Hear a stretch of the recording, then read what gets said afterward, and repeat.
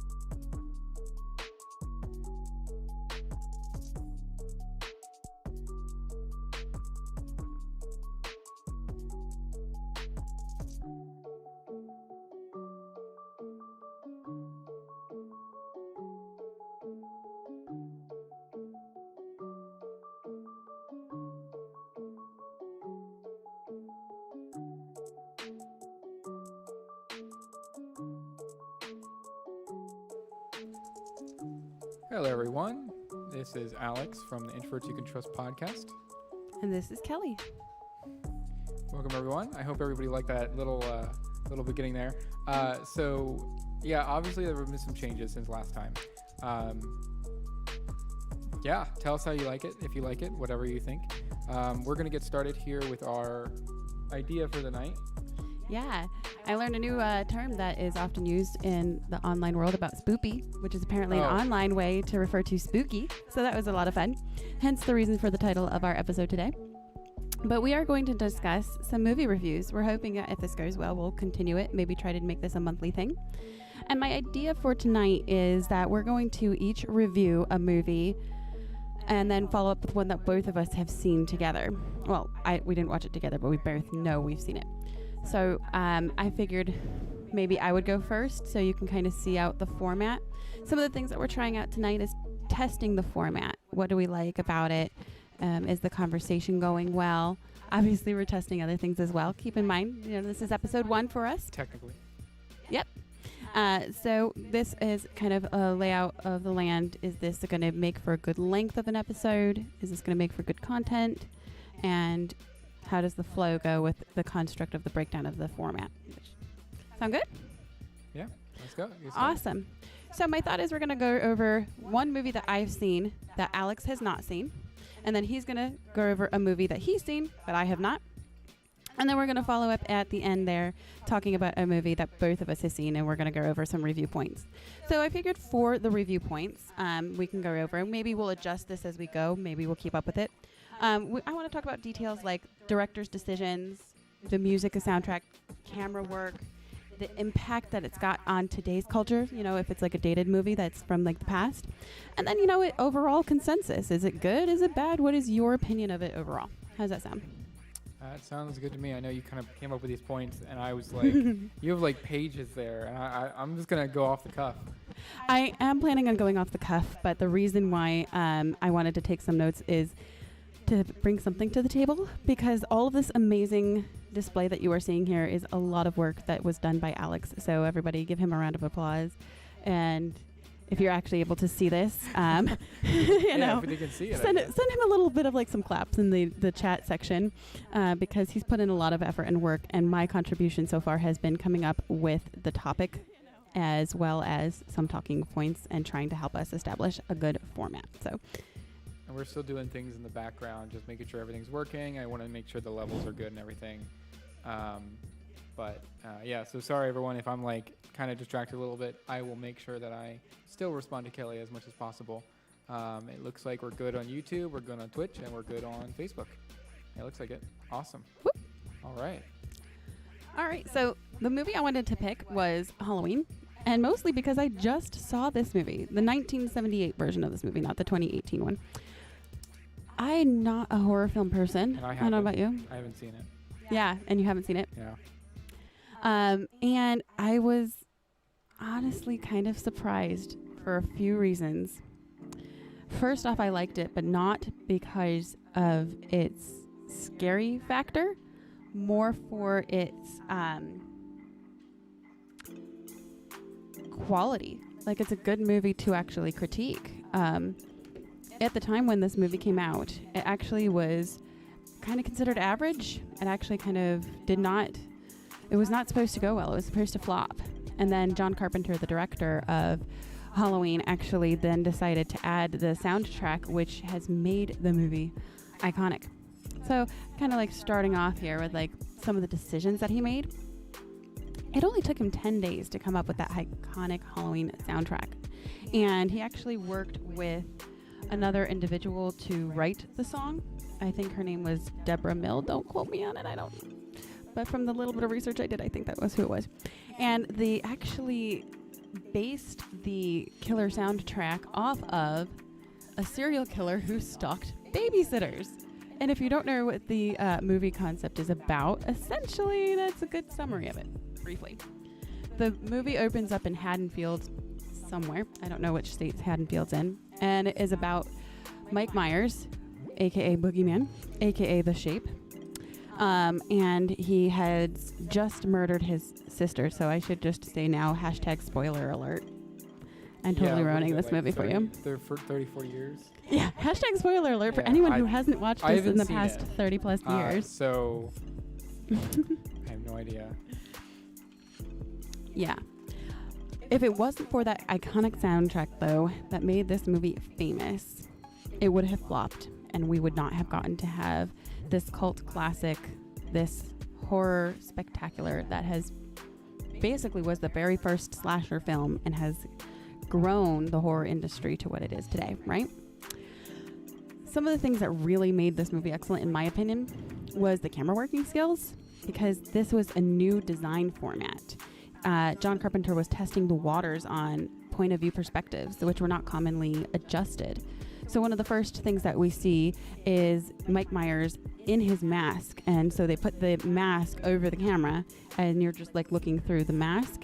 And that's the angle of the very first murder. That angle is not used throughout the rest of the film, if I'm correct. I found that rather interesting because think about how much that's been utilized for suspense factors. So this is the first time you saw this movie. Mm-hmm. And it's been, you know, not even 30 years, 40 years. Because if it was 78, yeah, it would have been over 40 years. And you're saying that you like the different direction it's going? I'm specifically talking about the camera angles. Okay. Like the fact that he was utilizing different camera angles and techniques to increase the level of suspense as well as to add a higher level of interest and intrigue that has not previously been utilized, and think about how much it has been utilized since then. Do you, real quick actually, let's just test the levels. Do you want to go ahead and unmute that for yourself? Mm-hmm. And just make sure you can hear me and hear you. Does that sound okay? Yeah. Okay. Actually, I want to also mute myself. Sorry, guys.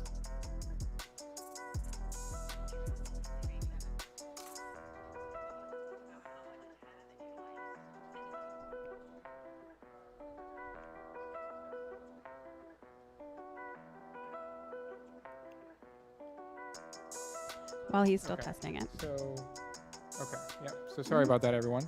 I'm just worried that it is. Jesus, what's going on? Can you? We're mute trying that? to There you go. we're trying to stream on 3 different platforms at once, so it's not just the ones that It's would also just testing the levels because they could be different per device, and because my mic's different than your mic. And so all of these factors to take into consideration. This has been hours of behind the scenes work, and it has been a huge learning curve for both of us, but it's definitely been very eye-opening to me in what is involved in a podcast. So yeah. to all of those out there who make this so successful and great, that's amazing. I think But it's even easier though if it's like 2 people across the table with like the same setup, the same gear, a soundboard and everything. But the thing is, I'm not going to do that. We don't have that. Like we're next to each other instead. It's just all of It's a these little things, weird, all of but- these factors are but you know, there's other things to take into consideration if you're across from one another, because now you have like a different type of sound barrier issue that you have to come across. Like we have to make sure that the sound barrier to the wall behind us is not reverberating too much, whereas if you have that we cross, can't do much about that right now, but hopefully in the future. yeah, but I'm just saying, like, I do imagine it's going to be just a different sense of issues, but not necessarily improved At upon. least it should be way better with your current mic. I think so. I think I'm already seeing, noticing a difference. You already see a difference, and there's no reverb from her mic from that, so Mhm. I think that's way better. Plus the arm. I mean, that's a huge improvement. Mhm. Not having to hold it yourself, but I'm gonna try to situate myself a little further over if possible. Okay. I got like spaghetti coming out here. The wires in the back. That's funny. Anyway, doesn't matter. I just want to try to make it so that the mics we're not picking up any of each other. I think we're picking up slightly a little bit, but not that much. Mhm. Let's just see. Music should still be playing. Yep. Okay. So you're going to be very, it seems, you're going to be very, like, you like the actors, you like the idea of what people are doing in the movie, you like the director and all that. You like all that stuff about the movie, right? Is that right? No. Okay. If you want to go into like some of the critiquing of it, I'm just curious. we So can like, talk about that too. But when you ask me like, why do I like the movie? It's going to be very subjective and it's going to be very personal. It's going to be specifically why I like the movie, right? Like, I don't care about the director. I don't care about the actors. I care about the actual movie and the product itself. Sure. Right. It's like, you know, some people when they review cheeses, right? They review and they're like, oh, Brie, and you must have like these monks and yeah. Monks? Well, yeah, like some cheeses are still made by like basically monks, right? Or at least back in the Middle Ages where it was, right? Where these started. And like they're like, oh yeah, it has to be made from the specific location, the specific style, the specific everything. And I'm just like, it's cheese. Do I like the way it tastes? I do. If I don't, I don't.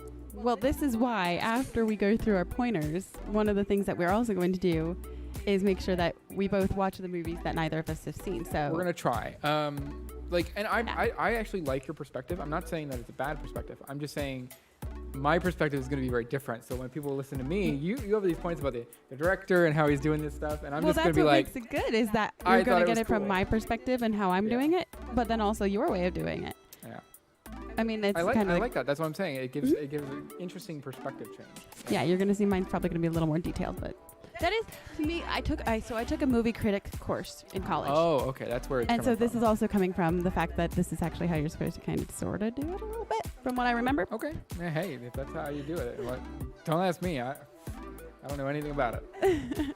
Yeah. So I mean, yeah, you do. You focus on those things because, like as I said, if John Carpenter didn't actually decide to add the music into it, which he had some assistance with, but he also did it, we wouldn't have this movie today. This movie was only a $300,000 budget, and it boxed in $47 million in the U.S. and $23 million internationally in that box office breakdown. That's huge. It was one of the most successful films when it was released, when you can take into those considerations. And I find that really intriguing because subtle differences that he made were what made this go from a flop to a success. Something that, like, okay, you pointed out a couple times, it's 34 years old, but it is still so popular. Everyone watches this movie. Well, not everyone, but there's so many people who return to this movie and watch it over and over again every year. It's an annual thing. It's been made into sequels. There's a whole franchise that's around it. People will still dress up as Mike Myers and still consider him one of the most frightening characters, right?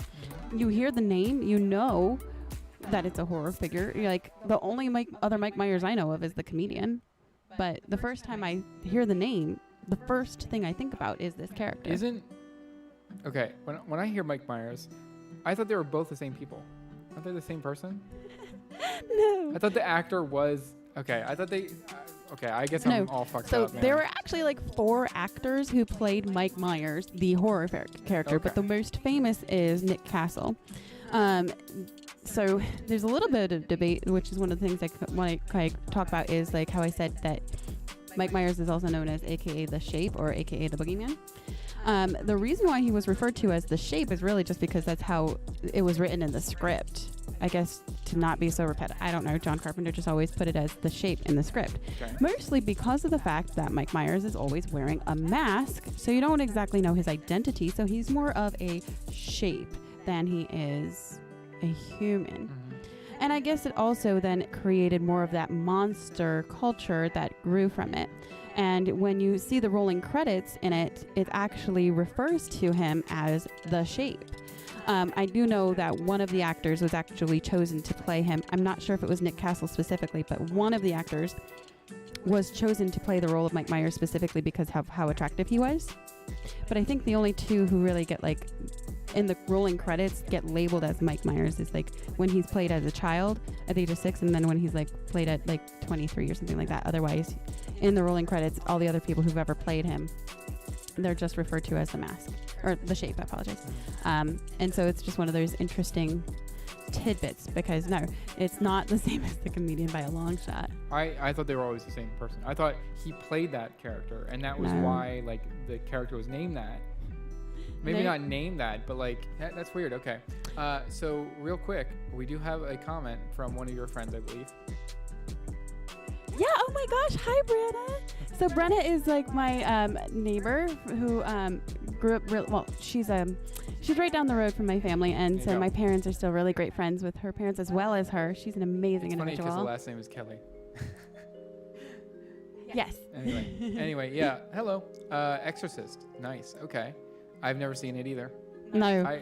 That's one of the reasons we picked this, is also because it's not exactly a genre that you and I just think, so this is my thing. I like intelligent horror.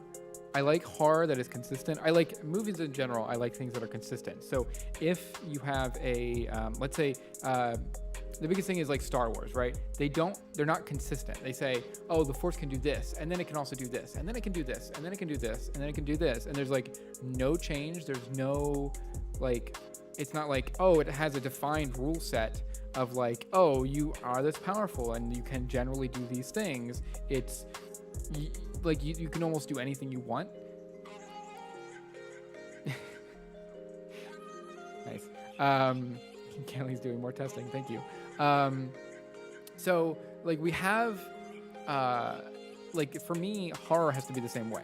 Like a ghost can't just appear and then you be able to like shoot them with a ray gun and then like they disappear and then they reappear later and you shoot them with a ray gun and it doesn't work again, right? Like, or that type of thing, right? I'm generalizing, but it needs to be consistent, right? For me to like it.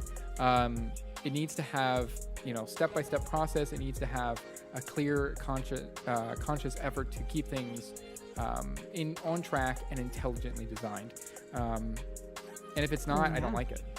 Yeah, and I mean, so there are definitely a ton of horror movies that are not intellectually thought out, but I do think that is one of the reasons why some of the classics are considered that way and so able to be.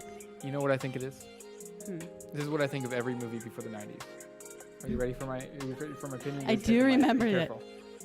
Sorry, you're good. Guys. It's okay. It's okay. I don't know if it made any sound. We have no idea. I'm not monitoring today with the headphones. All right. I don't like any movie before the 90s because it. Not really. Not usually. Sometimes, maybe. Depends. I haven't seen a lot of them. Unless it's like nostalgic for you. But I don't like any movie before the 90s because they feel like this is all the technology we had to make things look this way. And so like they're trying to make something good, but they can't quite get there. And like in the 90s, you finally had where you can make computers small enough to like fit into things like, you know, like a dinosaur. You can make a T-Rex, right? Like in Jurassic Park, right? Even Tremors was pretty good for what I like. All the graphics, the monster, right? Like that's one that we'll talk about later. Like to me, it's like in the 90s, everything starts to improve. Or if they want to do just CGI or some kind of graphical design or whatever, they could do that, right? They just didn't have the ability to do that earlier than that. It's the same with like Star Trek. Like if you, I'm not a big Trek fan or whatever, but if you watch some of the earlier episodes, it's like all the like graphics are pretty bad. And then you watch the newer stuff, especially with it was literally filmed. It was not used on like a VHS camera. So they can actually restore all the films to super HD right now. And they did. I think they did all of the original TNG episodes in 4K. And now they're like super high quality. And you can watch those. And when you watch those, you can see the old CGI looks like garbage. But then you watch new stuff and you're like, wow, that really helps the scene. Mm-hmm. And for me, it's just because it's like in the modern era and you have the ability to do that. You didn't have the ability to do that back then. So they're doing what they could with what they have.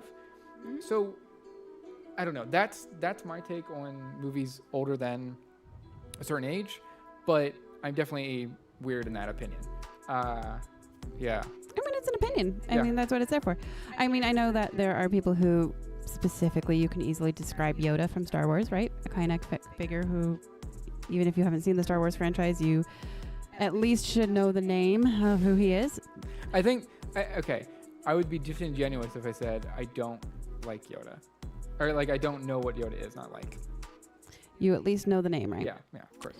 Yoda is a really good example, though, of what you're describing because originally he was a puppet. Mm-hmm. And a lot of people had a really hard time adjusting with him when they converted him into like more of the CGI model alien that he ended up developing into.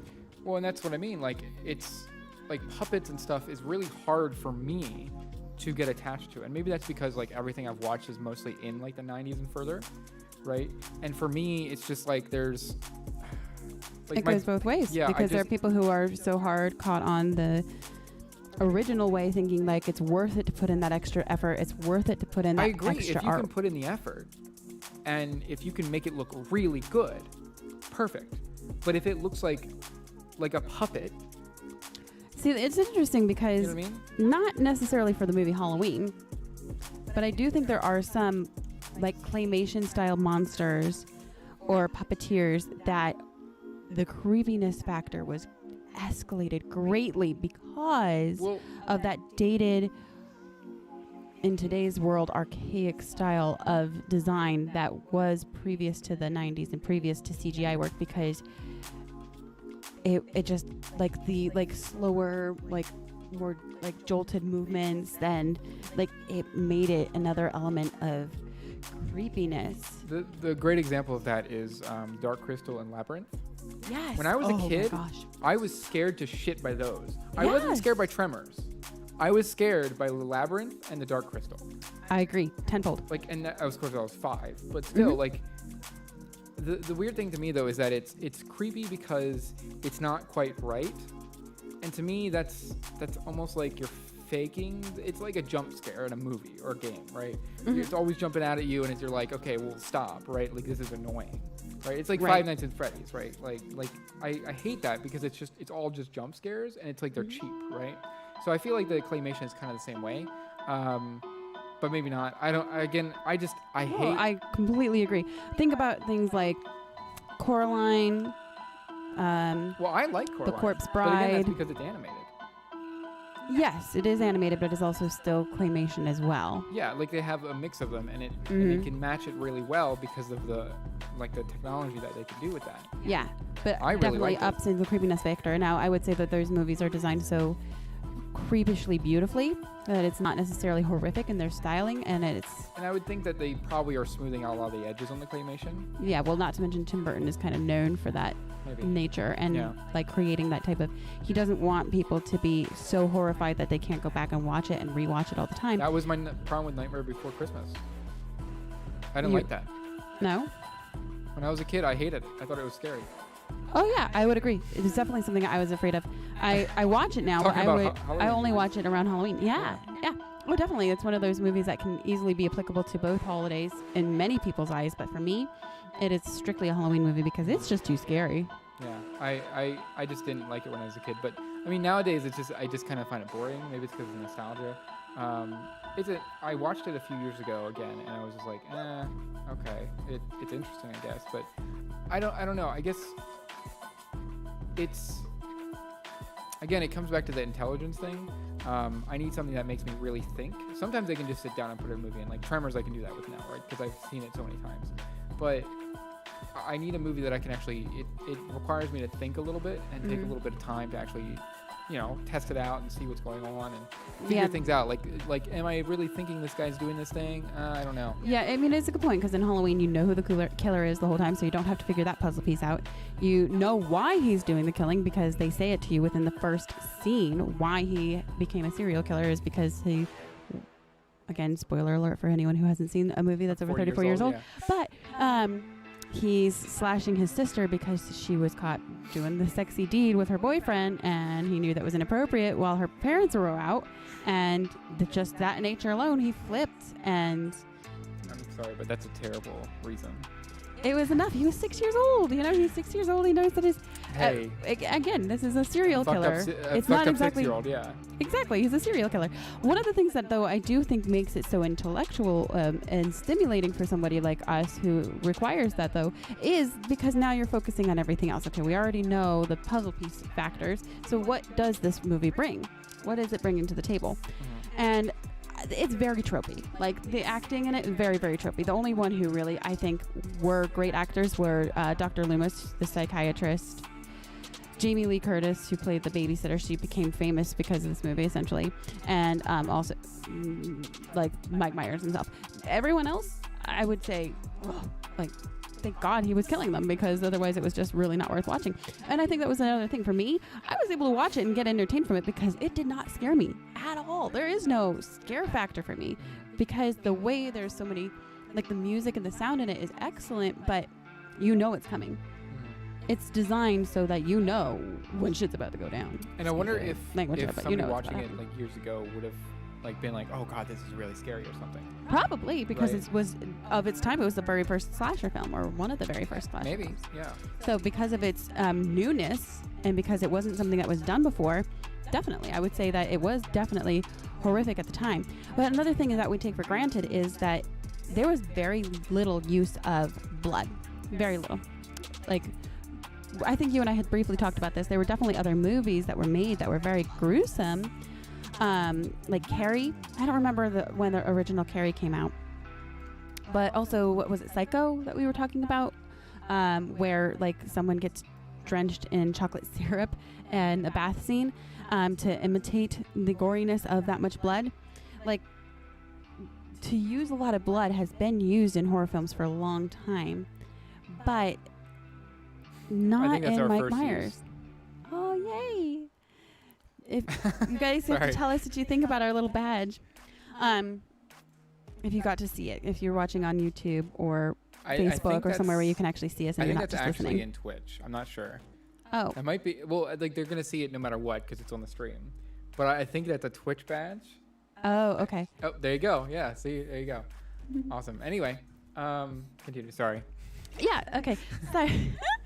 Oh man. Just in general, this one did not have a lot of that added blood use, and to me it took away from the realism, which is another one of the things I wanted to mention. Is like Because there was no blood.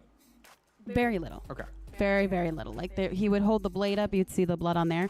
But and my medical past, my time as an EMT, I've seen enough people very injured, not necessarily in the same way, but I've definitely seen very similar ways.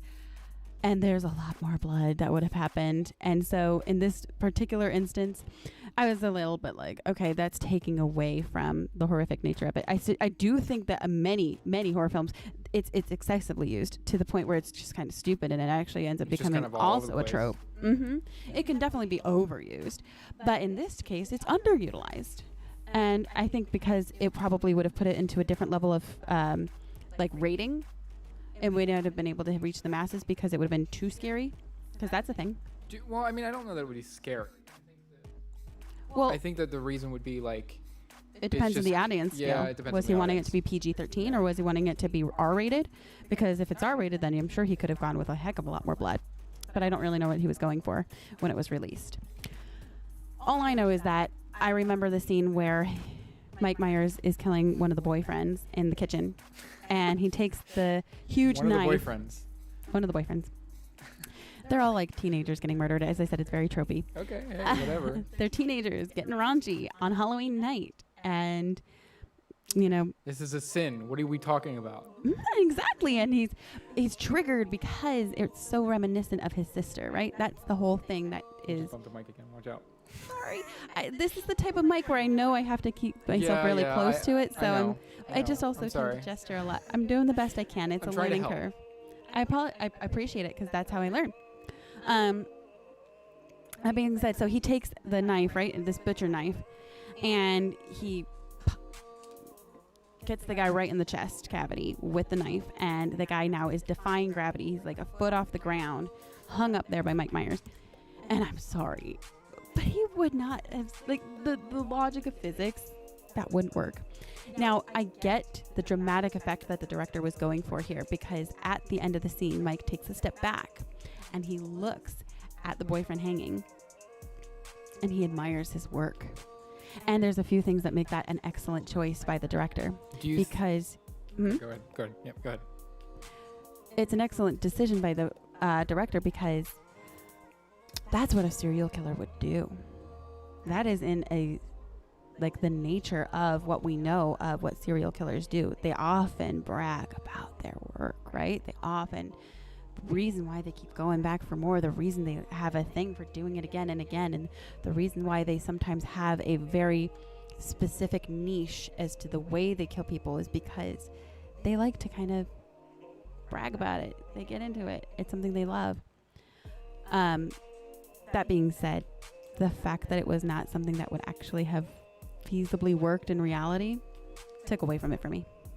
Do you need me to step back? Nope. 'Cause I I'm just happy moved to it step back. slightly because you're at a perfect setting right here. Mhm. If I move it back a little bit, then your mouth isn't quite like touching I'm just worried that it's Okay. like scraping the mic and people are like hearing your Well, you like can lips. grab your mezes and No. listen if you know. We're good. I'll use them. I'll use the headphones later, and just see like in the middle of the stream or whatever. Okay. Well, definitely. I mean, was there anything else that you were? I find it interesting that like that's the thing that really makes it like. I guess that makes sense because like logically anything that's we're very logical people, and so when we see something that's logically inconsistent, we're like, oh, that doesn't make any sense, right? And I think that makes like makes sense. Hey, Haggard Death. Yeah, horror movies. Yeah, we're not really aficionados of horror movies, but it's a good month for it. So we figured we'll start talking about it this month anyway. I want to know what Haggard Death's like favorite. If you had to pick one, I want to know what it would be. Let's from now on, like if there's anybody in the chat, we'll go ahead and pop it in there and say like, hey, what's your favorite horror movie? Okay.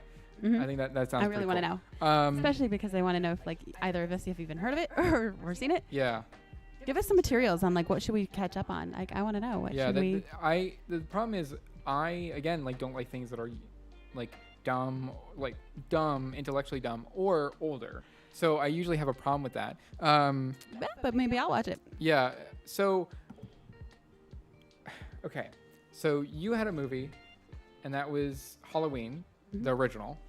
Now, based off of what I've told you about it, would you consider even watching it? I might consider watching it specifically because I want to see how bad it is and then compare it to the new Halloween from 2018. Ooh, I like that idea. Yeah. Yeah, and then just see like what we both think about that because I know that you and I have really different views on those things. Even though we're both intellectual, we see the things differently. Mm-hmm.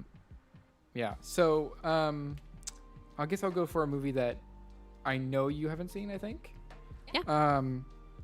One of the movies that is one of my favorites that I've seen, but like I don't know, it just seems like there's a lot of people that haven't seen it. It's pretty sci-fi or sci-fi-like. Which means I probably will like it. Maybe. It really depends. Is Pandora. Now, what I want to do next time is I want to have a screen where we can actually talk about stuff and pull up like maybe like a review of it or like Rotten Potatoes or something just to like show people like what it actually is. But Pandorum came out, what year was that? Let me actually look that up. This is why I took a moment to do a little lookup. Yeah, no, I'm behind. Okay, Pandorum is from 2009. It's the only movie I think, I just bumped the mic, sorry, that really kind of is around then. But anyway, it's the movie is sci-fi horror. And for me, because like especially at the end, it had a big reveal. And again, this is a movie that's not quite as old as Halloween or well known. So I would say like if you like sci-fi of any kind and you like horror, check out Pandorum, especially this holiday season, obviously. Now you have a few things here for me to maybe talk about. But you would ask me to do that. Yeah, that's one that we've seen. Okay. Is one you haven't seen though. Per our discussion when we originally were breaking it down, you were thinking about a different one. But I'm going to have that one too, I think. Again, but okay, so you also went into like how you critique a film is different how I do it. So you would be like the last pointer here. So my thing is, Pandorum is like psychological in a way where you're thinking one thing and then it's like, oh crap, they just pulled the rug out from under you. So I don't know how good it is. You okay? Yeah. Okay. I don't know how good it is if you rewatch it again and again and again, but I think that it has plenty of replay value for me that I bought it. Right, I bought it on Google, and really? you can actually watch it at any time. Ooh. So that's one we can actually watch for free, technically, I guess. Yeah. Yeah, so it's... I don't even want to give it much away because like it has a twist at the end. It has a few twists throughout that are smaller, but the big twist at the end is really good, especially for sci-fi fans. Think like... I don't even... I was going to say, you know the style of sci-fi I like by now. Well, again, it's partly horror, but it's mostly horror that's like humans disfigured horror. Okay. It also does have like some scary, weird, like, oh, everything's quiet, what the fuck's going on moments, and maybe I shouldn't be swearing on the stream, but I don't know. I don't care. Anyway, so like it has some weird moments like that, but it also has like, dude, what's going on with this guy? Like, is he going crazy? Like, is he going insane? Like, it has some weird moments like that. And that's the kind of stuff that I really like. I don't know that like anything else about it is truly, because it's sci-fi and because it's horror, that's what I like. I don't really mind it being specifically like, it doesn't need to have a good music score or anything. I don't know that it does. Or I don't know who the actors are. I don't know who the You can pull them up if you want. I don't know who the director is. It doesn't matter to me. To me, it's a good movie or a good enough movie, right? I wouldn't rate it. It definitely isn't my top, right? Like out of 10, this would be like in the 20s, Okay. right? But it's one that I can actually name that is a horror movie. So it has to go on the list, right? Now we're only going to talk about a few here today. Maybe 2 or 3 a piece, and so the next one that I think we'll go over, because I think that's going to end mine, because I want everybody to watch it if they like sci-fi and horror. I don't want to give much away. But so let's move on to another one that we both have seen. Okay. Is that this one? Overall, I still would like, so your overall consensus is that Pandorum is good because of specifically the genre. I want you to kind of dive in deeper, at least on that point. Let me just see something here. And like, so even the one that you chose is still over a decade old. How do you think it fits in today's culture? So I don't know. I think if anything, it doesn't really fit anywhere specifically, right? It's not that it's like fitting in or out of culture. It just kind of is. I think that it doesn't, it's not so far, it's not too old that it feels like it's from another century, right? Like, it's not Event Horizon. I don't know if you know what Event Horizon is, but Event Horizon is from like the 90s, right? And I'm sure there's things in that movie that would feel like way out of place. In Alien, for example, like it kind of holds up, right? Like the original Predator is pretty weird, but yeah, that's a good example. Like some movies just don't date as well as others. And so I think that Pandorum really holds its own, but again, it's only like 12 years old, so it's not that old. Now I'm looking here at the Rotten Tomatoes score. Apparently, Rotten Tomatoes gave it 30%. I can't believe that. That's insane. I like movies that apparently nobody else likes. 49% audience score on Rotten Tomatoes. That really scares me. Go ahead and pull up Halloween, though. I'm sure you'll see. I'm sure it's way better. I'm sure it's way Maybe better. nowadays, but again, 1978, there's probably a good bit of criticism on it because, again, only had $300,000 budget. Like, it was a low-budgeted film. But it's an old one, so everybody's nostalgia for it. Oh, my God. I told you. 96% for Halloween and 89% for audience. Like, it's because it's nostalgia, right? It's like everybody saw it when they were young, right? And so now they're like, oh, I saw it when I was young. I really like it. And then it's just nostalgia. Oh, yeah. Like, I have a friend who, like, said the reason it was scary is because they remember getting locked in a closet once. And there's a scene where Laurie, the babysitter, played by Jamie Lee Curtis, gets locked in a closet and is literally having to defend herself from Mike Myers using a coat hanger. And I would have to agree with you. Rotten Tomatoes has pretty whack scores. Yes, 100%. That too. Because in all honesty, as far as the quality of Halloween as a movie, like it's not like a high quality film. Even it like you said, it's the nostalgia factor. It's the iconic because it started off a whole genre. I think it's the same reason that Star Wars, people like the original Star Wars. And I'm going to get a lot of flack for that. I'm a sci-fi nerd, but I don't like Star Wars. And it's just, I know everybody's going to hate me for that. But don't worry, just, guys. it's just I real. do. You can stay because I love Star Wars. If anything, I like the new ones, 1, 2, and 3.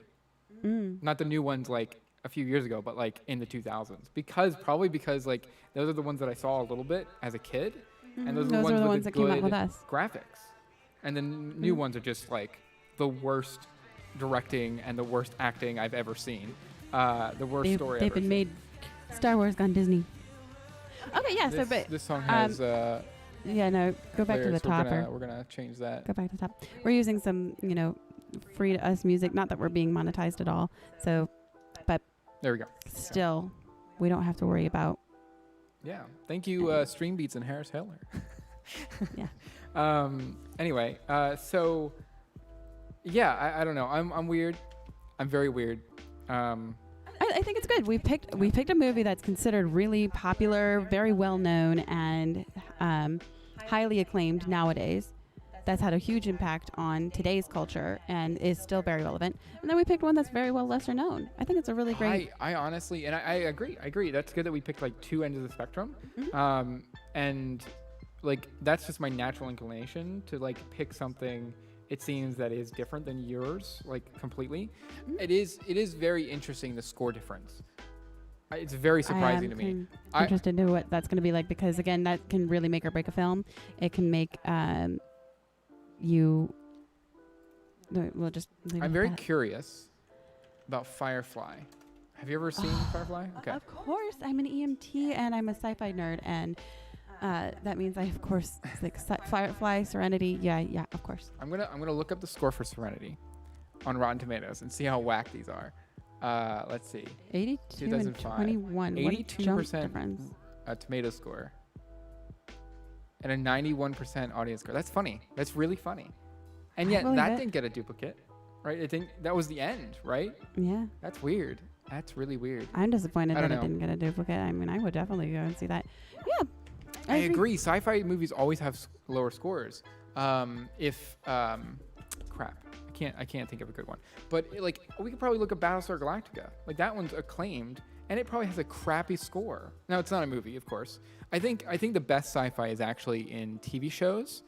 I think the worst sci-fi is usually movies. But it's a sci-fi horror, so I think it kind of bridges that gap. But like because sci-fi isn't like a popular topic for movies, most people don't see that stuff. Like they don't really watch it. By the way, he jumped into this because another chat. Yeah. Exactly. Sorry everyone, but yeah. No. I just wanted to mention for somebody who's watching on Facebook or on YouTube, they may not I'm understand actually curious. the jump Does it show up on the Facebook one? I know you're monitoring Facebook here. You can just unplug it. Just unplug it. Yeah, keeping me plugged in. I'm sorry. No, you're good. I think it's important. It doesn't show up? I don't think it shows up. Okay, yeah. Anyone on Facebook who's chatting with us, I see. But anyone from anywhere else, I don't see. Although there is like an overview section, but no. Yeah. Oh, well, it doesn't matter. But yeah, it's kind of weird. But I don't know. I think sci-fi is very interesting. And for me, that's where the entertainment I like, right? Like it's... Oh, yeah. You and I both like that. It makes me think really hard, and that's why I like it. Well, so again, I took a movie critique class, and I think that helped me really embrace and enjoy the culture in a different aspect, because I learned Sci-fi how to... culture or like... movie culture, I would go with. An overall consensus, because especially... well, because I learned how to break down and pinpoint certain things. So, like, I went and critiqued a lot of Quentin Tarantino's films when I was in there, but we also did have to basically critique a film of every single genre. And again, when I had to pick like horror films to critique and things like that, I learned to focus on certain points that make it so that even if you don't enjoy the overall content or there's a lot of crappiness in it, you can appreciate other things. Appreciate the decisions, the thought process, and whatever, to kind of get a more educated perspective instead of just saying like, oh God, I didn't like this, so I don't like this. So have you seen the other movie that was on our list? The 10 Cloverfield Lane? No, you haven't seen that one? Okay. No, I reserved waiting for watching that in case you did review it today. With the intention of the fact that you and I were going to also wrap up. Let's move on to one that we've seen. Yeah, because we're already at a good distance, like a good point in on here. Yeah. So the one that you and I decided to talk about that we both have seen. So I'm interested to seeing how kind of like we'll take your point of view on it from what you like to take away from a film and make you enjoy it. Should we take my point of view first or yours? Someone tells me yours is going to be a lot briefer than mine. Okay, do you want to go with mine then first? It doesn't matter. We can also do a little good mix of it going back and forth because... Go ahead. You know, I have notes where we can do a little bit of back and forth if you want to do it that way. Sure. It's up to you. The choice that we decided to do together is Bird Box. Because we both have seen it. It's really the extent. We found one film. We started going off the list. The first one that we found that we both have done together or watched. And we're like, oh, we found one that we both watched. Good. We're done. We both have seen this one. I think we also like looked up, and per the title, it can be considered thriller to some, horror to other. Some people that matters, others it doesn't so much. So if I'm correct in saying this came out in 2018, right? Yes. Pre-pandemic, but an interesting thing was that it was kind of the time where box office was no longer as important of a factor as Netflix views and streaming views. This is one of those, I don't know if it hit theaters first and then streaming, but it was very quick turnaround. And so one of the things that, you know, in my class when I was in college, because I'm so old, I graduated in 2017 and this came out in 2018. Yes, you ancient freak. So ancient. But the different way that you review film changed in that year alone. Because now moving forward, box office revenue is not really nearly as impressive or as important as the views you get from streams. I don't really know how they calculate the value per dollar anymore, because so many films go straight to streaming, especially in the midst of COVID when all movie theaters were shut down. There's probably some kind of like individual basis like between the studios and like the streaming service, like, you know, and Netflix gets like, you know, 5% or whatever of Yeah, it's revenue, definitely or like royalties based now. they give some kind of whatever. The one thing about this is that it plays on taking away the senses. So another thing that we could talk about between the commonalities of these three films, or a difference, is what caused it to be scary in the first place. And so, for example, Mike Myers, he's considered a monster because he's a serial killer, but he's a human being. Alex is checking one of the streams. Yep. Just making sure it's good again. Sorry, guys. And it's good. All the Mike sounds. Myers is super scary because it's realistic. You could easily have a serial killer in your neighborhood. I guess that's kind of. I guess it's true. He's a real monster, like a true monster. Like serial killers actually exist, right? Mm-hmm. Yours is scary because why? Pandorum is scary because it's possible in the future if we ever do space travel. It gives a very thought-provoking idea of like, if we get into space, what might happen?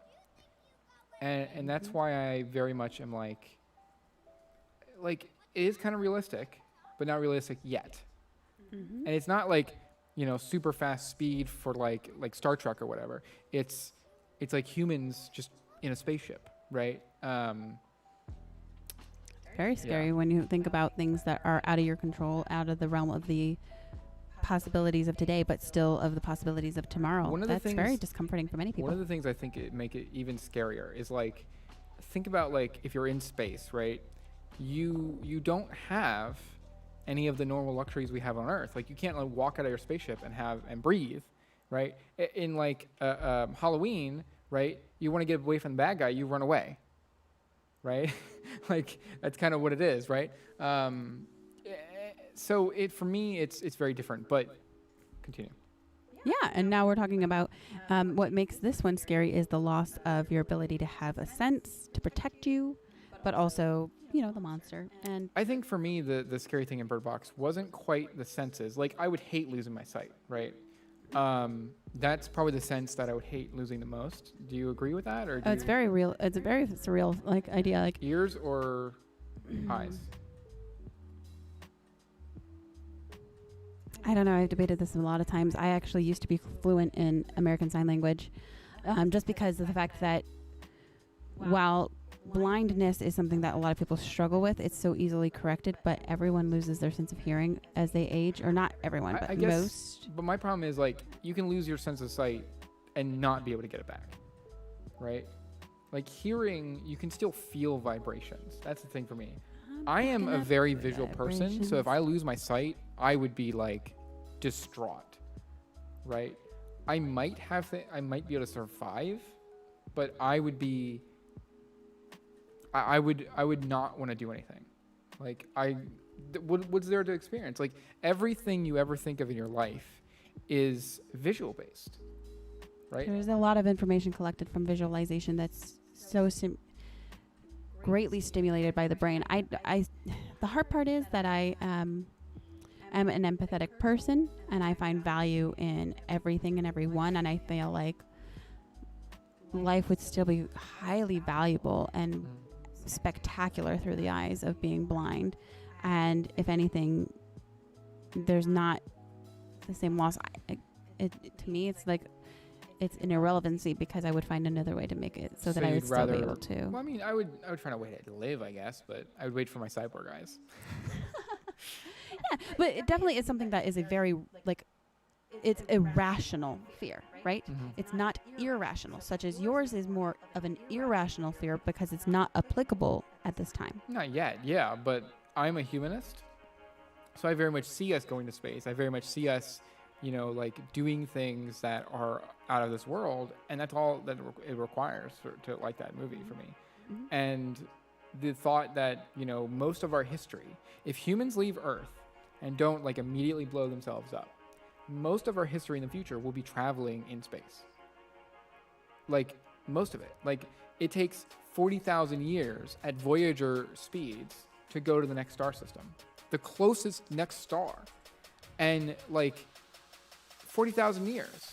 Like, if we're sitting on a spaceship for 40,000 years, I think that's going to make, like, that, like, again, it's like you're going 40,000 years.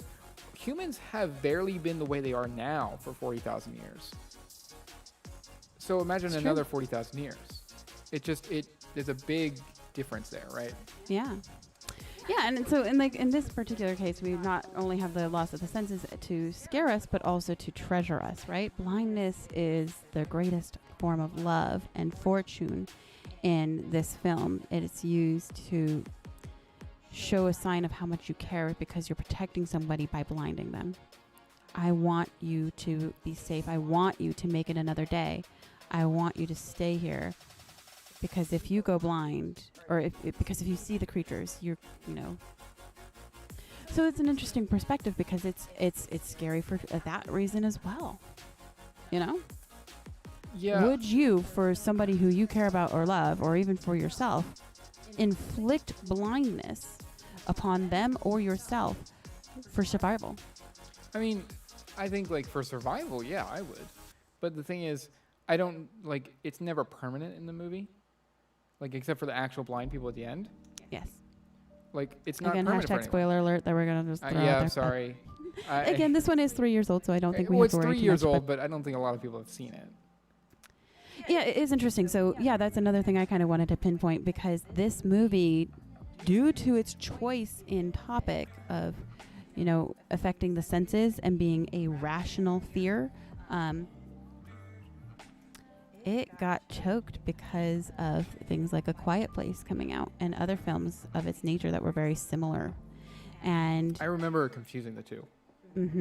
exactly. And A Quiet Place they both received critical acclaims, but A Quiet Place just was on another level. It was also the directorial debut of a very famous A-list actor at the time, John Krasinski. Honestly, I would have probably liked Bird Box more than Quiet Place. I think if they had separated their timeline a little bit, I would have at least equivalently liked them, if not also the same. Do you think that they were both put out at the same time accidentally? Hard to say. That is a gray area, because how many times do competing production companies do this on purpose? Well, it's like Ants and what was the other one? A Bug's Life. Yeah. Ants and A Bug's Life. Basically, what is it? That's you're comparing DreamWorks to Disney. They were Yeah. huge competitors, And- constantly doing that all the time. And I wonder if, like, this is the same kind of thing. Mhm. Because, like, so one's about you have to be quiet, and the other is you can't see something. Correct. And True, different honestly, plot again, points, I would but hate. honestly, so similar. Honestly, I would hate Bird Box more, like being in the world of Bird Box. The other thing about for me is that Bird Box, the fear is that you can't do anything to fight it, right? There's like no way. Now, we might be getting into a lot of spoilers, but like it's a divine plague, kind of. Like that's what it seems like. I don't know if that's what it is. I don't think it really. The movie is really. I think you can There's kind of a make your sequel own. in production, and I think we'll find out.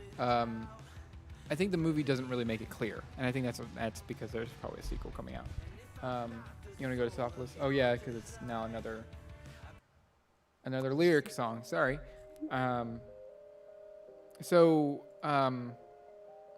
They probably held a lot of information back that way.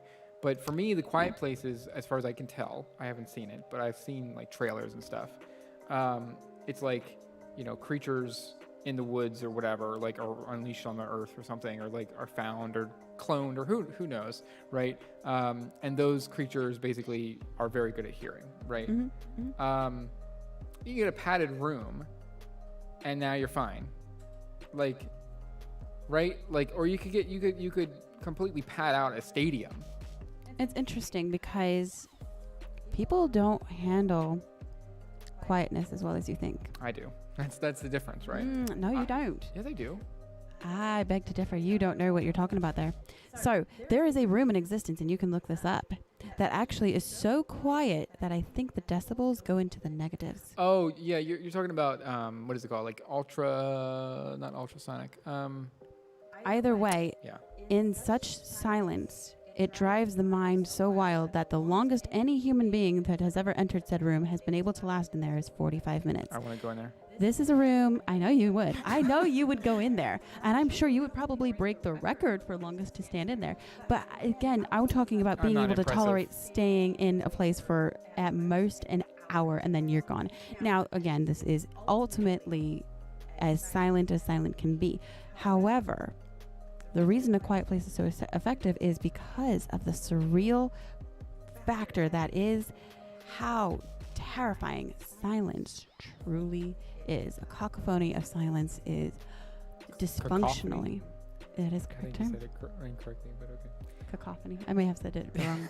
The correct use, Well, yeah, but correct not use. necessarily pronunciation. I'm not trying to be a stickler, but just sometimes you Do say it them. up. Correct me all you want. You know I take criticism well. Well, so I don't know. For me, like again, one of my favorite things is I come home and everything's quiet. That's my enjoyment time, right? Thank you, everybody who just joined on Facebook. It's exciting to have you guys watch. Yes, thank you. Anyway, I come home and I want complete utter silence, and I know that you don't like that. You're very much against like complete silence. It starts to drive you insane. Not when I'm home, but Really? Okay. so I strategically love going on outdoor hikes, and think about what I do. I run. Now, while I do listen to running in order to be very successful at it, that does not mean that I have not gone out for runs for like a good 10-mile stretch. And what am I doing? Do you think that if it was completely silent though, you'd be okay with that? Like no birds, no sounds outside, no wind rustling. You couldn't even hear yourself breathe. Like, do you think that would be? No, probably. I think those are some of the things that make me love it, is the sounds of nature. And I mean, again, like because of Bird Box reducing the sound or reducing your sense of sight, right? The director made a lot of decisions on sound specifically. I know like there's a very iconic decision on like the fluttering wings of the bird. Again, because Bird Box is a double entendre, not for the sexual, but double entendre for like, in that there's the literal representation of being in a box as like a bird box, as well as, the limitation of sight. Like, there's a better term for it when something's used twice, but I know that works. So they were making choices in their sounds, right? So this is one of those like, hey, maybe you like Bird Box better, maybe you don't. But one of the reasons why you may choose to like it, now both of them utilized sounds very effectively, because in Quiet Place, they're laying down sand to decrease their sound of their walking. But that was also a sound that they really accurately put in the film strategically. And in this one, the dynamic of the river. Do you remember the river scene in Bird Box? Yes. Yeah. How that was one of the cut choices that kept coming in and out. It was the opening scene, I believe. But then it's also one of those that's returning. This is one of those decision factors that was made throughout, because of keeping pacing. So this is the director was choosing to pace very well with the cinematography. If you remember, it's It a keeps lot of coming back. yeah. There's a lot of cutscenes. You're going back in time, like I think 5 years in the past from when she was pregnant, and developing the relationships with Was people it like 5 years? Because the kids aren't. Well, actually, no. Wait it's a minute. about Yeah, the kids were actually. because she pretty- starts off pregnant. Oh, that's interesting. Yeah. Yeah, you're right. And then Huh. and then she's developing that relationship with like John Malkovich's character and that the romantic relationship partner. I think his name was Tom in the movie. I think it was Trevante Rhodes. Don't quote me on it. Anyhow, like the back and forth. Specifically, the river scene was strategically laid throughout for the purpose of sound. It was one of the reasons they did it, right? Because sometimes when the director needed to increase the sense of intensity, they made the raging river, right? That was a harder part for the river for them to get through and course through. And the sounds of the river and how terrifying that was because of the relevancy of not being able to navigate it as well because they have to hear the rapids, but they can't see And the rapids. That and part was navigate actually through it. really interesting because, like, can you imagine trying to navigate a river at all? I mean, I've done it, but Like, no, I mean, like, yeah, like without sight. Like, without sight, no. even trying. I mean, I just got into mountain biking, and one of the hard things, and that's so terrifying, is as soon as you begin picking up speed, I mean, it's so hard to know if you're going to wipe out in the next 2 seconds because you don't know what's coming up next. And now you don't even have sight at all to know what's coming up next. No, it's terrifying. I like, well, because like parts way through there, they're like, you know, who is going to watch? And then of course we know what happens, but it's like you need eyes. Mm-hmm. And because it's like the monster almost is like immediate, right? Like it's not like it like it's transmissioned or like it has a transmission rate like normal, or like, you know, creature comes by and then you see it and then that's a problem. It's like It's just always there. it's almost always there. Yeah, it's like tracking these people down that haven't looked. And the weird thing is, like, people still can survive with it, right? Like they've seen it or whatever, and some people survive. Yeah, it's just utilized people, yeah. and it, like you say, like a divine way, convert to us, switch to our ways, Yes. and then you will be freed to pull them in and drag them into their death. Yeah. And yet there were also times when the river was calm and they used that strategically again for character development. This was one of those films where character development was absolutely highly compelling, as Sandra Bullock's character Mallory developed from being such a highly introverted, don't mess around with me, let me do my life and live my life my own way, not following the mainstream, and then having to allow people to be in her existence, both to like have them like rely on her and her to be able to rely on them. I actually Another scare factor for many people. part of that movie kind of pissed me off. Like, she was such a bitch, and like Yeah. the kids especially, like Yeah, because she called them boy That- and girl that until made the me very cry. end. that made me cry. The fact that she just referred to them as Yeah, boy and girl. like, because I have a son, right? And imagine me calling him that, right? Like that, it just, I was like, I can't, like, because for me, it's very much about parenting, and I didn't even know that was going to be in the movie, and it just, I was like, terrible parents, and for me, terrible parent is kind of a soft spot, right?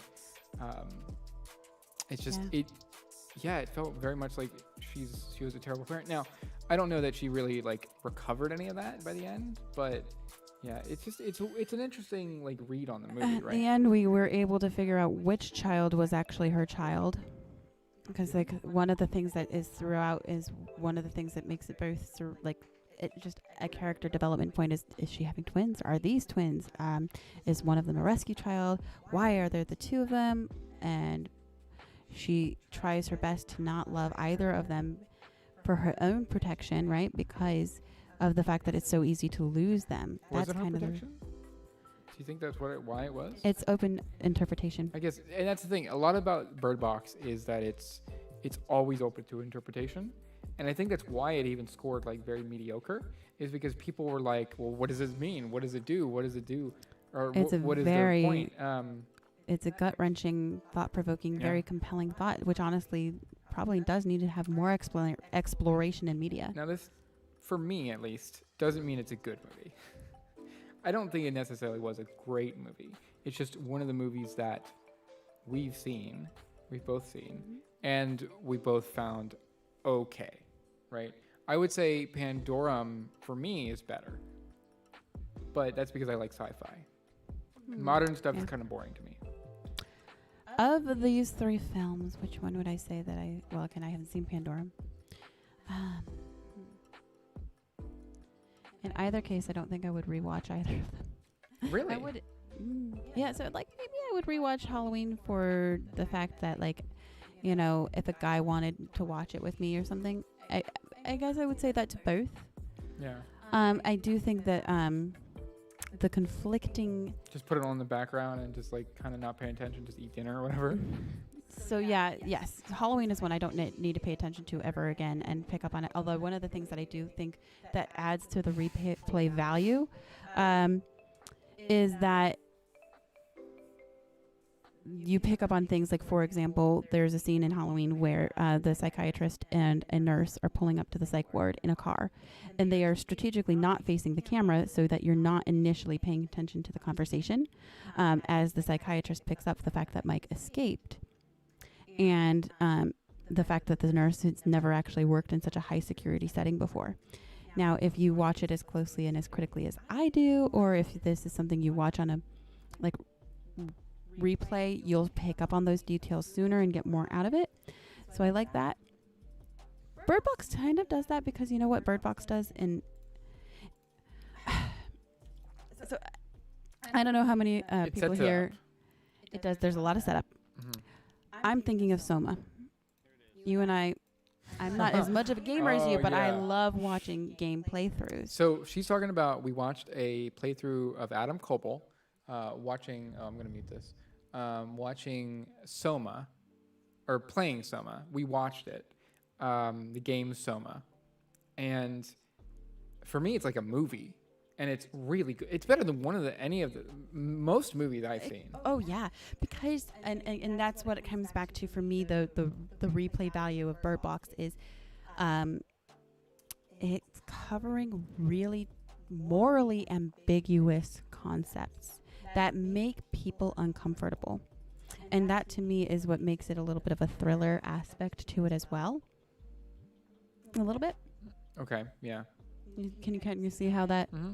And that's where I bring in Soma, because Soma does that on repeat. I would say if anybody here wants to see what one of my favorite horror items would be, it's Soma. Oh, you've won me over on that. Exactly. I mean, what do you think I brought It's weird. It's weird. Like it's that. So discomforting. I would love there to be a movie. To me, I think it would have to be at least like a 3-part series. Like, I don't want it to be a huge movie, but because I want them to be able to convey enough exploration into the different morally ambiguous concepts that it explores in, like The Hobbit, but like how they expanded The Hobbit to 3 movies just because the Lord of the Rings has 3 movies, but they could have been 1 movie. Yeah. So The Hobbit's a different one. Again, I actually haven't seen The Hobbit. It was the opposite problem. It was the opposite problem. Yeah. And this one, I think I want them to explore the depths of, like, if one of our favorite books, like, that I hopefully will podcast or something, Pandora's Star. Mm-hmm. Would you honestly think that could easily be justified in just 1 film? No way. Mm-mm. It would need to be a TV series. It would need to be a short series, kind of like Firefly is. Yeah, it's definitely not something I would want to have, like, so many seasons that they're going to try to stretch it out to the point where it's going to be overdone. You could, but I would want them to pay the respect to the series. I agree. Because it's so excellent, but there's so much great material. Mm-hmm.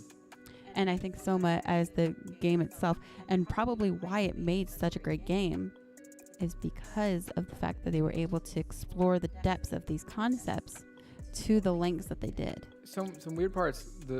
It's kind of like Bird Box where some people really hated it, and I saw some reviews of Soma, and people were like, "I don't understand it, so I hate it." And so. Yeah, because there's no jump scares, so why is it scary? There's no specifics like that tell you everything. You have to kind of figure it out on your own. Same with Bird Box. You have to keep playing, and if you were to get stuck, you could easily get very frustrated from that. And it's a game, so like people are maybe a little less with that, but I don't know. To me, that's what also made it so scary is that you're actually playing through it. You're working. But we didn't play through it. That's the thing. We watched somebody play through it and his thought process, and yeah, that's the thing that would have. Oh, I don't know if I would have been able to play it. Watching him have to make those decisions was scary. Like if you had to be the one to choose whether or not to kill somebody, and going through those thought processes of how do I choose because they don't have to die, but is their life worth living? Have you seen? There's a movie that I have that I don't know if you've seen. It's Hardcore Henry. I've heard of it. I do want to see it. It was one of those where. I have it. Well, we will make that happen. So that's how I would do Soma. If I would do Soma, that's how I would do Soma with the first person, right? If anybody you don't know, Hardcore Henry was a very low budget film that was done in like Eastern Europe or whatever, and it's all first person. It's kind of weird, but if you're a gamer or anybody who knows anything about first person stuff, it actually kind of like, you just kind of like melt into it. Anyway. Yeah. So that's, I think, what brings Bird Box something to the table is because of that moral ambiguity and the concepts that are so hard to explore and the decisions that you'd have to be faced to make in those settings. And I think they didn't explore enough of them. So I do agree that it is okay. Would I rewatch it though? Like, yeah, there's some rewatch value. I do think that while it is getting a sequel made, sorry, I bumped the mic again, guys. While I know they are making a sequel, I don't know if it has like the lasting impact on culture the way the other movies did. I don't think it will be. In remote fashion. If for any reason it'll be like somebody mentions it in 20 years as like a joke. Like, oh, we all saw Bird Box, right, everyone? Right. Like that'll be the joke, right? Yeah. So, it'll be a meme. Yes. Yeah. So kind of as we're wrapping it up here, unless there was anything more. Do we want to mention a few other quick ones? Sure. I don't know. I mean, so how long have we gone here? An hour and 19 minutes. One of the things I've been kind of growing up with is so we're at an hour and 20 right minutes. Right here's the time frame. Now, the other thing is, has the stream been pretty reliable, everyone? I don't know if it's been like back and forth. I can look at the stats here. Actually, we've dropped very little frames. We've missed one frame this entire time. That's actually really good. So what can happen is like if we're using up too much of the computer's resources, but it looks like we're actually really low on it. So we're actually doing pretty good. And this Opera GX thing that I can limit that is actually doing a pretty good job, I think. That's fantastic. It hasn't had any problems.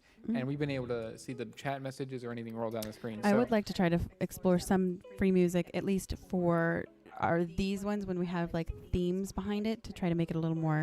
Yeah, I know there's not. We weren't able to find anything specific, but we also took 30 seconds to look into it, and we were like, "This is not the area we want to focus on today." Oh well, doesn't matter. Yeah, it's just music. Again, we're going to be able to really dip and dive into those areas of improvement more as we progress. Right now, we're not because it took us hours to get this set up. Yeah, to the way we like it. And so the thing is, like, I'm probably going to make a stream on like setting some stuff up or maybe another video or something. Her mic sounds like there's an echo. Ooh. Thank you. Has this been happening the whole time? If it's been happening the whole time, I'm sorry. Let's try to move it over a little further. Yeah, is this better? Because it's either the distance between that we need more distance. I might need to be adjusting it to tilt it away. I might have to get an even wider angle camera. Yeah. Just have a huge gap between us. I need to act like that you didn't put on enough deodorant tonight, and I need to like back away. Yeah, just really go far away. Like go over there. I'm that stinky. Yeah. That's why I'm kind of like leaning over more and more because I'm trying to get so that the mic, I can kind of back off a little bit. It could also be echoing because of how I'm talking into it. Because if I'm maybe too far away or not talking directly into it enough, it could be trying to pick up some of the stuff behind me or something like that. So it could be the way I'm talking into the mic. I think part of it might also be because, like I said before, this has a low pass filter and that one doesn't. And so even though it's like a stage mic where it's hard to hear anything around it, you still do hear a little bit. Interesting. It's not bad, but it's there. Thank Cool. you. Yeah. But yeah, hopefully we can clean that up a little bit in the future. Mhm. I'm wondering if we put this directly through OBS and just put it into OBS, and then your mic is completely separate from the Elgato wave. Mhm. I think if I would redo all this, I would redo it with 2 of those mics. I'm wondering if like putting it down lower might help Maybe. too. You might. You can pull this. The cable. Watch the cable, because the cable could pull right out Yeah. the back. I'd probably redo it with 2 of those. It's nice to be able to do like the input and everything from the wave here, but for multi-mic, it doesn't really work. I'm gonna have to. I'm very shocked that the multi-mic system didn't work with the 2 waves, because I know you were trying to do that, and that That's was weird. Would have been Anyway. nice. That's not what this stream is about. No, but it is something that we are going to try to explore. Yeah, review, and we're discuss. starting this out. We're just seeing what's kind of going on and what works. So we'll, Yeah. we'll see kind of what. What we mentioned in our episode 0 was we are wanting people to see our development and our improvements and mention some of the things that we're doing as we're going through this, because we want it to be as much of a learning experience for you all as it has been for us. So one of the things that we are planning to talk about in future episodes is some of the development that is going into this all, whether it's just Alex who will be talking about it, because as I mentioned, he's the one doing most of that work, or whether I'm involved as well. We don't really know yet, because obviously what I'm bringing to the table, at least for now, is not nearly on the same scale as what he's Oh, that's not bringing. true. If it was just me, this would be the most boring podcast ever. I'm really good at researching and talking about things I like to do. Well, that's what I'm saying. Like you were really doing pretty good with this. Like you have like literally, she has a notebook in front of her with all these thoughts on these well, shows and stuff. So because it's interesting, if you and I were to talk about the different types of podcasts that you and I like to listen to, I think you like to listen to more freestyle conversationalist style ones, where I do like conversationalist style podcasts, but with a little bit of research involved. you know what I think one that you would love that I don't think I've ever showed you is well, There's Your Problem podcast. It's like 4 guys. Okay, not 4 guys. It's 2 guys and a woman talking about like engineering mishaps. Okay. Oh gosh. Yeah. And they all just like faff about for like 30 minutes, and then they have a little bit of topic, and then faff about for another 30 minutes, and a little bit of topic, and it just keeps going back and forth. I love it. I love that kind of podcast. Like you were saying, like freestyle. Yes. You're very much probably the more. So I do like freestyle. I like it where you go down a rabbit hole, but then you do go back to the main point to still kind of discuss things. One of my favorite podcasts is Wine and Crime, because what they have is it's 3 women who pair, it's 3 or 4 women actually, who pair a bottle of wine or type of wine With the topic. with the topic of some type of crime. I'm not which a is- wine drinker, so. No. And honestly, they take like 10 minutes on that, and then they really dive the rest of the like 1 to 2 hours on the crime, because it's really just to kind of coin in on the title. And everything is actually more about the crimes. And they'll do 2 to 3 crime stories and go into it and discuss it. But you see them go down rabbit holes. Often it's about political banter, because they are femme power liberals who I just adore. But to me, like I like it to go away from topic, because it can get really funny. It can get really personal. It can. Yeah, like if you wanted a list of specifically like, I like this movie, that movie, that movie. Done. We're good. We're done, guys. Yeah, what's the interest See ya. there? Bye. Like for me, I want to get my thoughts out of my head, and that's the whole point of it. Yes, and that's so we're both doing the same thing, but it's our thought processes are different, and we're Yeah. seeing that. So, I wanted to bring up 2 other movies. Okay, Actually, probably 3. cool. We're not going to Yeah. actually talk about them as much, but one of the ones that I think everybody's seen is Saw. I would consider that a horror movie. You haven't Oh, seen horror? for sure, You haven't it seen is. Saw?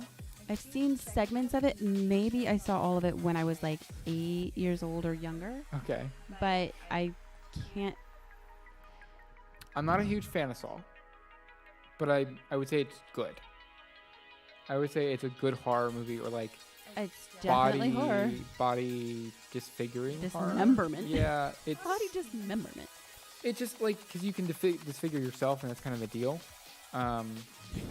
And so like Not much of a deal. it's not a deal, but That is the concept, Yes. though. That is, they believe they're getting a deal. Well, I mean, they don't believe they're getting a deal. They have no choice. No, they do that don't or have a die. choice. Yeah. I don't know. It's a weird one because it's good. I wouldn't sit down and watch it as a horror movie for Halloween though. I definitely never have.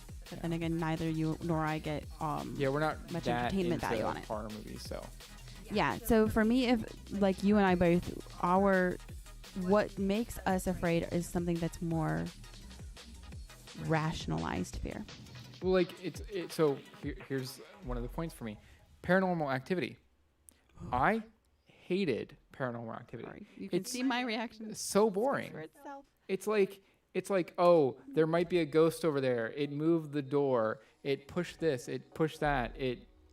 Everything could be explained by simple It's not logic even and that reasoning. everything could be explained because like there are definitely some scenes where like someone gets shoved across the room or whatever. But that's all there is.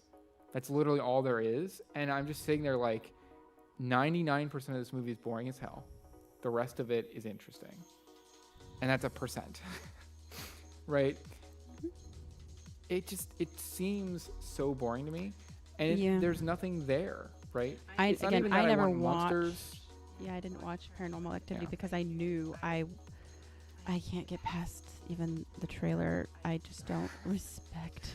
Unfriended is one that I want to see. It's about like you have to stay on a video call. Like it's about teenagers like doing a video call or something, and you have to stay on the video call or you like die or something. I don't know exactly what it is, Okay. but I want to see that one because it sounds like somebody's going around and murdering these kids, right? On this video call. And that sounds interesting to me. Like that he would Yeah. particularly like because it's kind of like an IT guy, right? Like he's like picking out your IP address is coming in. He's looking at the packets and he's going, all right, they're over there. Let me go over there and go kill them. Well, Now, it's still fucked up, obviously, but but it's interesting because I mean that is a concept that's been explored, right, and many times in different ways. I'm thinking of this like anime series that I cannot think of the name of, but I don't know anime, so I know you don't know. While I can't think of the name of it, at least that doesn't matter to you. They get trapped into a virtual reality game. it's like and you have- Tron. Correct, like Tron. This one, you probably, if you could get to stomaching watching the anime of Yeah, it, that would be, we'll see. you would love the concept behind it because it's an excellent PC gamer with a virtual reality who very much has a similar personality type to you. You would find the character very relatable. He's exquisite in the gaming world. And of course, the only way to get out is someone has to beat the game. But we're talking these people are entrapped in here for years. And in reality, when you cut scene to the reality scenes, they are literally a vegetable. And there's the debate in reality going on. And do we keep these people in a vegetative state? There are some audiobooks that I have yet to show you Exploring that this have concept. that topic, but also You know I like it now. the what is it called? What's the one with the wizard? Off to be the Wizard. That doesn't explore that, but the fifth one does. Interesting. Yeah, it's quite interesting. Anyway, so another bad. Okay, one that we both consider bad. Scary movies, as in legit the scary movie Yes. trilogy. Is it trilogy? Is it four? I know there's at least 5. Oh God, this is I've seen all of them though as a kid. I've seen most. So, okay, because they're trying to really put the tropes to work. That's I'm not how I gonna know the call them tropes from out as- Halloween. That's how I know the tropes because I've seen those movies. It's Again, I would say that's probably also where I collected a lot of my knowledge of. So I give them credit for there because if you cannot watch the horror movies for any reason and you still want to pick up concepts they were of the too classics, scary for me. Like the scary most movies, the funny ones, The- were no, too no. scary for you. Real scary movies were too scary for me as a kid. Mm-hmm. So I watched Scary Movie Yeah, because I was like, think I did the watched same. a scary movie. But then I watched Final Destination like an idiot. Oh, see, yeah, Final Destination is another one that kind of plays on realistic.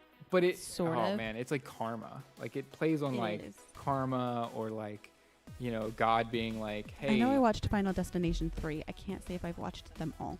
Yeah, I've seen them all. But yeah, Scary Movie for me is more like, it's comedy, but it's dumb comedy, and I don't like it that much. It's not quite as dumb as like Dumb and Dumber or something. Mhm. I know I'm gonna lose a lot of fans. A lot of people are gonna hate me for that.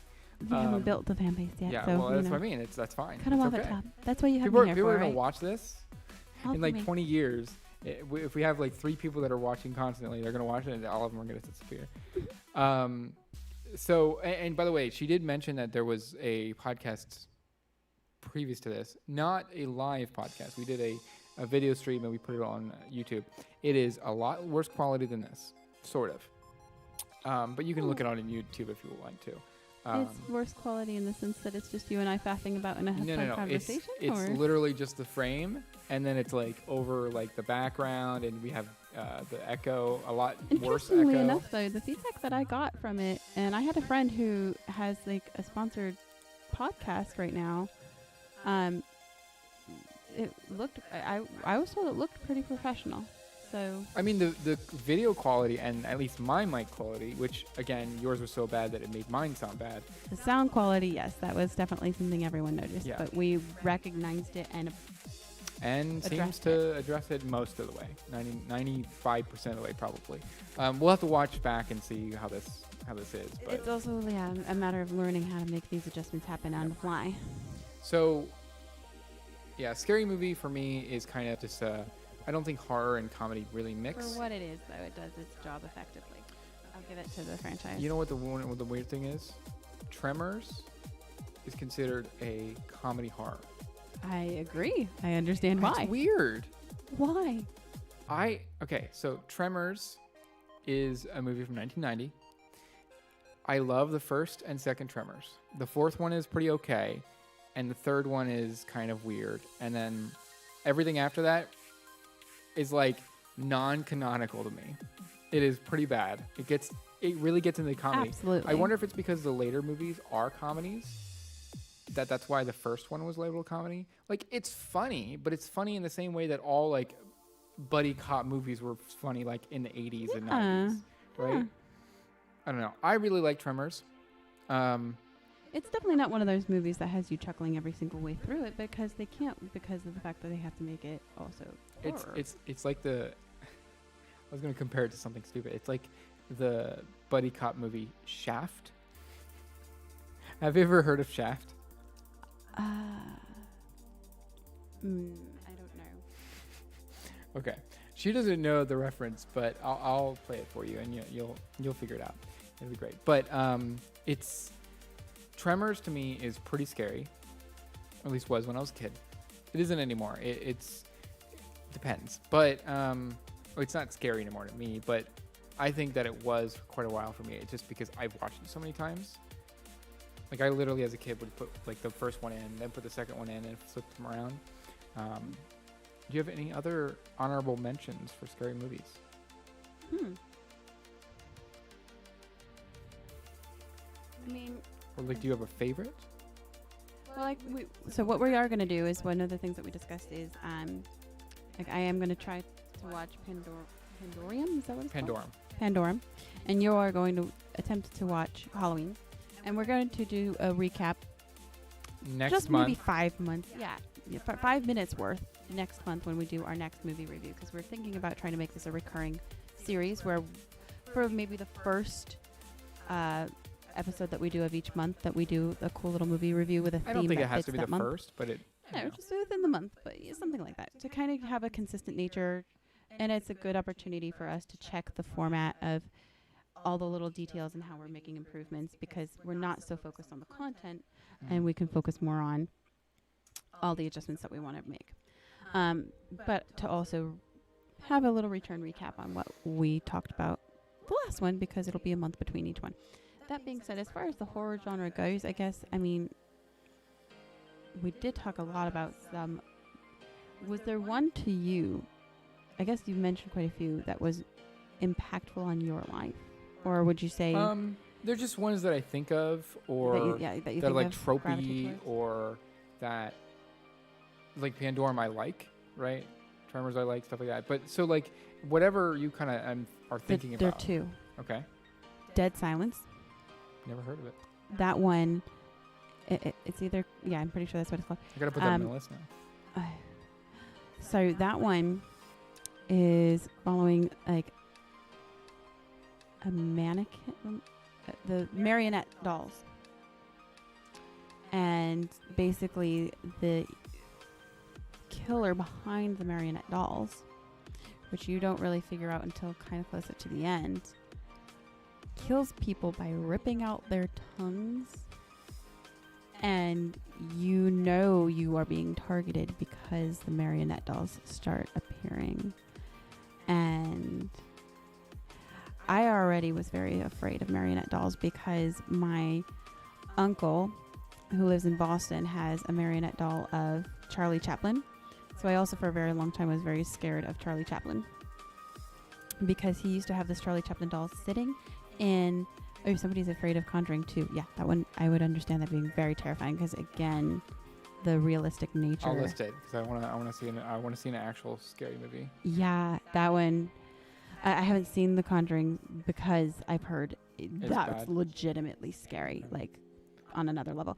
I want to watch something that's actually scary to people. Dead Silence is Because for me, like, it probably Another wouldn't level. be. Yeah, Dead Silence for me was because probably not in today's world. Like I saw it as a teenager, but it poked at fears that already existed within me, Yeah. and so that was what kind of did that one in. I still don't really like Charlie Chaplin. I cannot get past it, and I also can't get past dolls in general. Dolls are freaking kind of creepy. I just, for me, like, Which okay. is interesting living here in Lancaster County because The- is that where you were heading? Well, okay. Well, first of all, you probably shouldn't mention exactly where we live, but it's okay. It doesn't matter. Lancaster, England. There you go. You still have to narrow down for one of the largest counties in Pennsylvania. But anyhow, I'm just saying, you True. know, there are weird people out there, right? Yeah, dolls. So very creepy. so when I was growing up, I had a family member or a friend or something who had dolls, and they were like shelves on the top of every one of her rooms in her entire house, and there were dolls of all kinds, creepy, like weird dolls. Some were like normal dolls, but like they were all creepy, for like because they're all like staring at you blankly forever, and it was one of the creepiest things I've ever seen. Even though then for me, like as a kid, I was just kind of like, okay, they're not gonna get up, so I'm fine. But I was back then like watching things like Chucky. That was the thing that made Like- my marionette doll so scary was Yeah. because it would be on the beds that we would be staying in. Ooh, on the beds. Mm-hmm. And the one time, I'm pretty sure it was my dad who did this because he's a bit of a Oh, of course. prankster. We'll use that. I never had for, that happen, but yeah. Yeah, for a kinder term, we'll say that it was a prank that he played. He put the doll, like it was in order for me to sleep in that room, the dolls had to be removed. I Mhm. refused to sleep in that room if the dolls were there.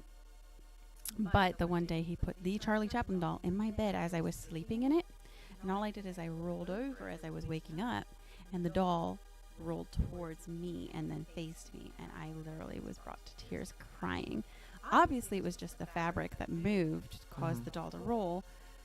It was still enough. I was But as a kid, you just think waking you're up. like, oh God, yeah. Oh, it was terrifying. Mm-hmm. Yeah, did me in. And it was another thing, like it didn't help that even though all they were doing is just trying to move the Charlie Chaplin doll from one location to another so that it would not be in an area that would disturb me. It was like people kept doing it to try to comfort me, but then you would randomly walk up and he would be in a different spot than the last time you Yeah, saw him. and that's even worse. Yeah, because then you'd go and ask Because Uncle if they're Stanley. on a shelf, they don't move. Right. And Uncle Stanley was like, well, it wasn't me this time. And so you're trying to figure out who moved it because... Thanks, Maybe Uncle Stan. Right. It just was another added factor of Yeah. creepiness. And then you have this like movie that really focuses in on something you're already afraid of. And that goes into another whole topic of like most ghost stories. People are like, oh, this thing moved, the door moved, or this thing kept moving, and I don't know who did it. It's like, yeah, it's probably a family member who's moving it, or like, you know, the door is air pressure or whatever. Like, there's a logical explanation. Yeah, there's easily a behind- logical explanation that is should go way before ghosts. But that's another Yes. whole topic we'll talk about some Sure. other day. Yes. Paranormal. Ooh, we definitely Maybe we that could already be- know. That could be another episode here coming in the future, like a paranormal, like I would like that. Yeah, we do want to do this on a weekly basis. So if we're yeah, for the month of Halloween, if we want to kind of focus in on maybe. things that kind of still Month month of Halloween, month of October. But let's face it, October is completely shadowed the by month of Halloween, yeah. And then the other one was Jeepers Creepers. And I don't even know what Creepers it's is about. not- Don't even know what it's It about. is a 90s one, so you would probably be at least tolerating watching it. Tolerating. Kind of borderlines monster for like human/monster combination in a really nasty way. You mean like human centipede nasty way? Yes. Do you know what that is about? Yes, and I know and learned about it because of Jeepers Creepers and the fact that you were actually a little more accurate. Than I wanted to be. Yeah. Okay, well, I've never seen the human centipede anyway. Either. No, I have not either. I don't even want to try to watch that movie. I mean, so Jeepers Creepers is kind of like a much more realistic PG I rating guess. of it. Yeah, it doesn't go Yeah. Full ham. Yeah. well. Full body mutilation. It does. Oh, okay. Oh, it does. But in a way that I think was scaled back so that the fear level was still tolerable for a larger audience, if that makes Okay. sense. Yeah, that makes sense. Still though, like he drives a truck that comes racing down the Ooh. highway. There's a okay. And then Real you quick, know I'm sorry. No, yeah. There's two movies I remember seeing as a kid. There was one where there's like the cars and trucks are like animate, and they start running people over. Like there's specific cars and trucks that like turn on in the middle of nowhere, and they start running people over, and they're like hiding in these buildings, and like a big tractor trailer comes barreling through because like the tractor trailer is like angry at them or something. And then there's like other cars and stuff. I don't even know what that movie's called. I remember as a kid I was scared as hell. This is like when I was 5. Okay. And then again another movie. Apparently my grandmother, my other grandmother, had passed away. Apparently she really liked horror movies because this other one was about getting on Indian tribal land, Native American land in the United States, and like building a house, or like building a house on a cemetery, or Yep. like Mhm. building The a house on curse some because of where cursed you raised- land or whatever. Yep. And very, like now there's very tropey. ghosts and they're like doing shit or whatever. It's kind of like the Beetlejuice thing, except way worse.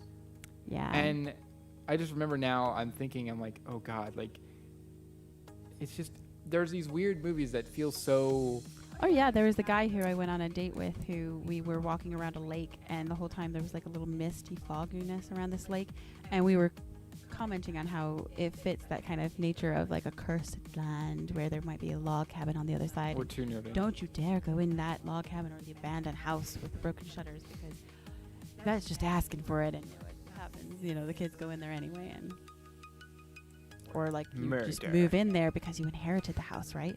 You mysteriously inherited it, and come to find that the curse already existed on We're it. too nerdy.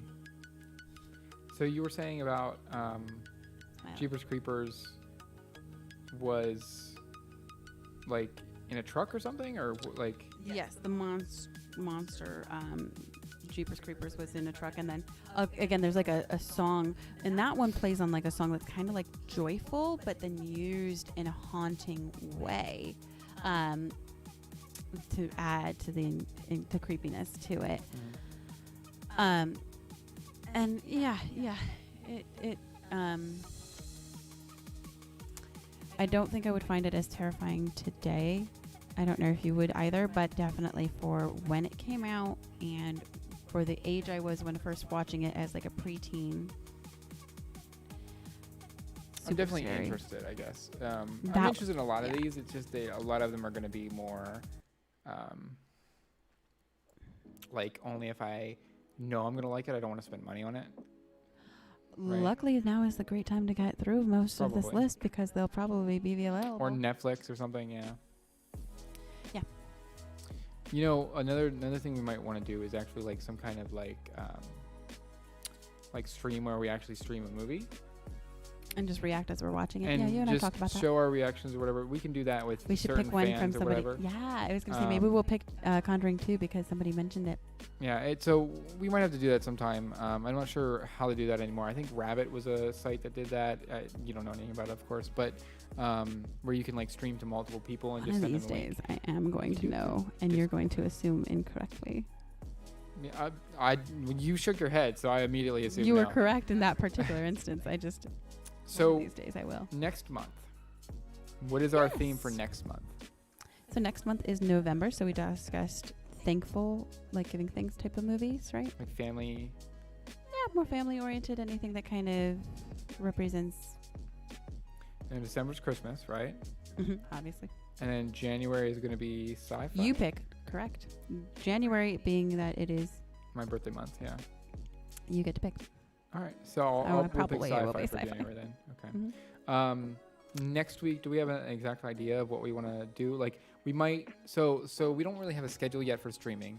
We're getting there. But we might set up a schedule, or it might just kind of be like at least once a week, and we will probably send out some kind of notice eventually once people actually start, if they care to listen or watch or follow on certain platforms more. We'll probably put notices on that platform.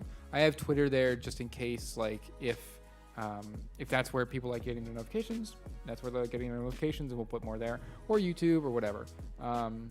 I'm pretty sure at some point we'll stop streaming directly onto Facebook.